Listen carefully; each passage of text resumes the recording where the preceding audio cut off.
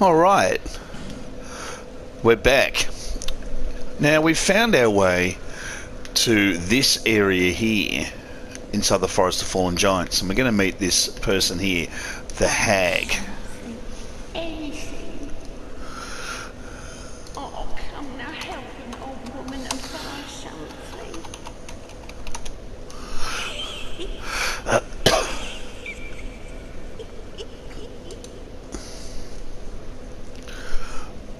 Now from her we can buy lots of stuff. We can buy another broken straight sword as if we needed to. We could buy a hand axe, a club, a cestus, some clothes. Let's get some clothes, but before we do any of that, and some armour, we can buy from her Leningrass key, which opens up the blacksmith shop in Majula. We need to do that, so let's do that. Once we've done that, of course, it massively limits our ability to do kind of much else. So we're going to grab a couple of fire bombs, because they're going to come in very handy for something we need to do later on. And that's pretty much all we can afford, so we'll say hello to her, talk to her again. You're a stranger to this land.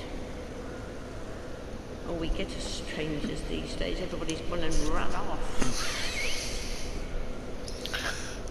Dranglake's been up a pile of rubble since the war, thought long ago. And we're going to hear a bit of the history of Dranglake, this kingdom. But it's important to remember, like, one key theme in this text is, in this game, is the idea of the hag. We've got the three old hags in Things Betwixt. We've got the hag here, and we have to ask ourselves, what is a hag? In folklore, she's a nightmare spirit, and we're talking old. We're talking several hundred years old in the West. The whole idea of an old woman, an old witch. In Old High German, in Hochdeutsch, it's Hagzusa. In German, you've got Hexe, in Dutch, Hex, which comes from hexing, and Hagtesse, which is sort of where you get hag from in an Old English.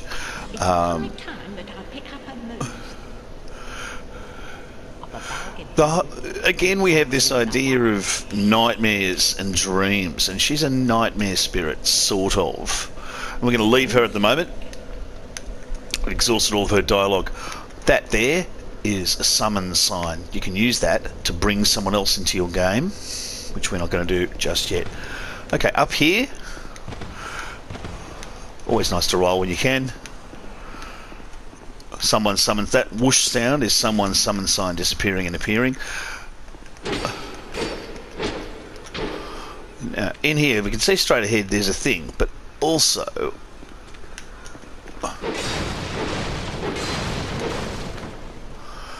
there was a lovely little crystal lizard that we completely failed to get. Hand axe and radiant life gem. Let's equip the hand axe. And we find that we've gone from 80 to 135. We're substantially buffer now. We can hit things with an axe. Hitting things with an axe is lots of fun. Let's do some of that. Excellent. We've also picked up a hollow soldier helmet, which will improve our headgear.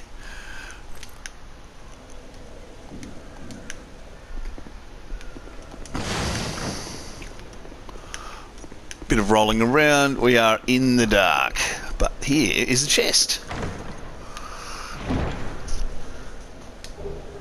A small leather shield and repair powder. We can now wear a shield.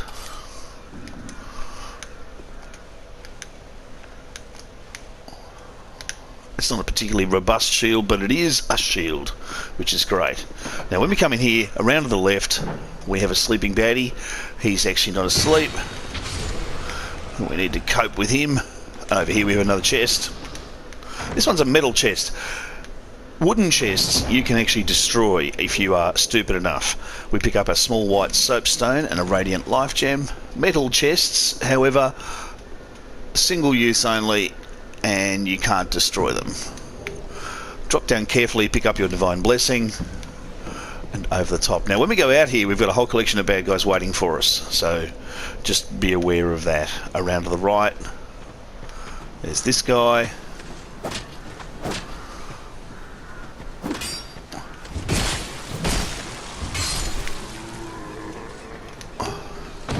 We've picked up some throwables, some witching urns, which are things that we can chuck.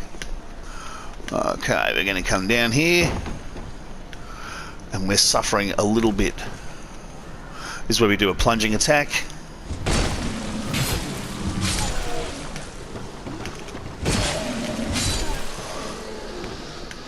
Now, down the bottom there, it's all a bit rough. We've got several types of nasties, so we're going to equip our witching urns and our throwing knives, because at the moment we can't do anything useful. Now, we're going to approach it this way. We're going to run along the side, but if we have a little, if we pause and have a look at this area, we can see that we've got scaffolding. So we have ourselves some jury-rigged scaffolding around the side of this broken castle.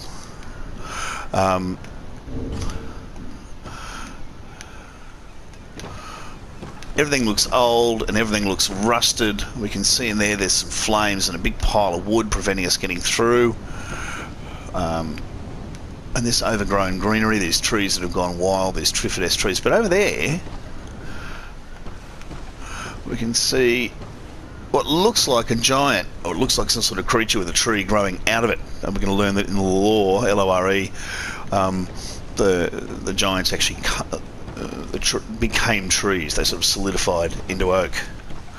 An interesting piece of mythology there, and it's going to link us through to some Norse mythology about the giants. Jump across here, pick up the human effigy, very useful, and we're going to try a jump attack on this guy, which we don't succeed in doing. Alright. He gave us something, but it fell through. We have to be very careful down here, and this is why we have to be careful. See if I can see him. Can I see him? Where is he? Is he already running around coming up to get me? No, he's up there. There's a Teenage Mutant Ninja Turtle up there ready to attack us. You just have to believe me when I tell you that.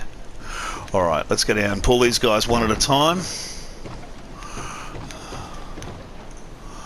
See if we can't get a little bit of action. Be careful climbing down this. You will fall off if you're not careful, and then you'll land right in the middle of their ambush. This is an ambush. They were all hanging around down here waiting for us. There's 3 of them hiding behind the trees, etc. So we got the first one. Pick up the life gem. Take the second one. Pick up the life gem. Take the third one. And I think we can almost see our Teenage Mutant Ninja Turtle hiding around down there.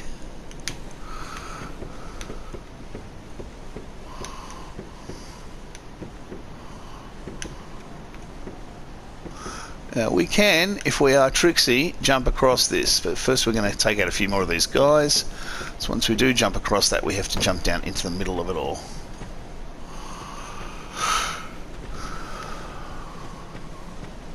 Come on. Come on. Come on. Come on. There you go, you can see me. Come get some.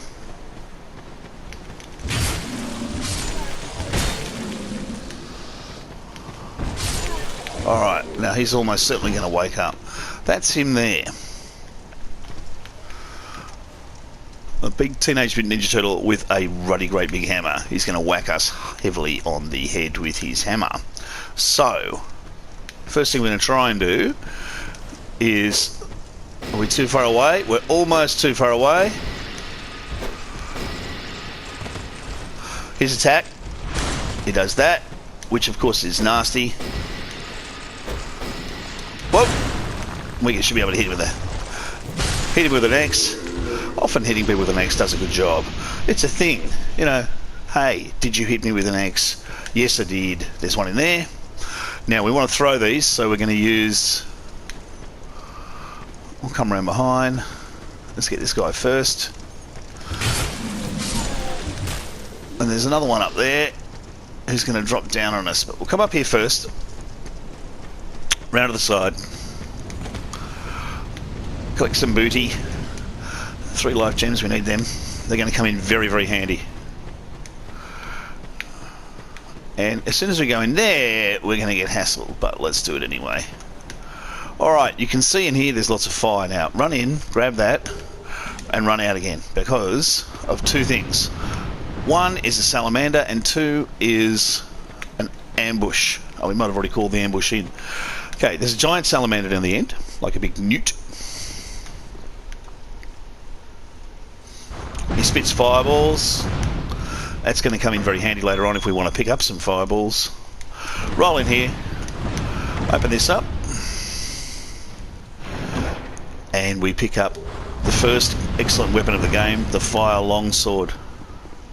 Scurry out, and we're going to find ourselves trapped by a nasty. We want to get him, so we're just going to have to equip our throwing knives and have a little bash.